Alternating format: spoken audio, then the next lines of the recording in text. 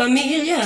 Kung gusto mo palang magparaos sa labas ng tahanan, pagkaharap ang asawa ay yukong-yuko naman. Yung pala mas mataas ang bitaw ng may bahay.